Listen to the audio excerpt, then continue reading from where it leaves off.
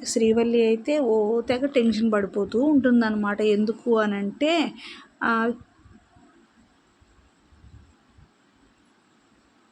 పెళ్లి కోసం డబ్బులైతే తీసుకున్నారు కదండి చందు దగ్గర.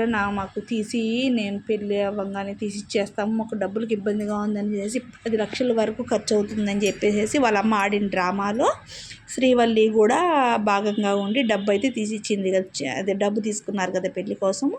ఇప్పుడు ఆ సేడ్ ఏంటంటే డబ్బులు కడతావా లేదా అని చెప్పేసి చందుని అయితే ప్రెజర్ చేస్తూ ఉంటాడనమాట. ఇంకా ఇంటికి కూడా వచ్చి సేడు వాళ్ళ రామరాజు ముందర ఎట్లా అంటే అట్లా మాట్లాడతాడు. నీ కొడుకు ఈ విధంగా డబ్బులు అయితే తీసుకున్నాడు, కట్టలేదు 10 లక్షలు అనేటప్పటికి ఇంకా రామరాజు కొడుకునైతే అడగడం అయితే జరుగుతుందనమాట. ఎందుకు తీసుకున్నావురా ఇంత డబ్బులు అని అంటే ఇంకా శ్రీవల్లికి ఇచ్చిన మ్యాటర్ బయటపడిపోతుందేమో అని చెప్పి శ్రీవల్లి ఒకటే టెన్షన్గా ఉంటుందన్నమాట. ఇంకా వాళ్ళ అమ్మ భాగ్యానికి కూడా ఫోన్ చేసి నా జీవితం నాశనం అయిపోయేలాగుంది, నా కాపురం కూలిపోయేలాగుంది అని చెప్పేసి తెగ బాధపడిపోతూ ఉంటుంది. ఇంక అంతలో సేడ్ అయితే పోలీసులను తీసుకొని వచ్చి చందుని అయితే అరెస్ట్ చేయాలని కూడా చూస్తూ ఉంటారనమాట.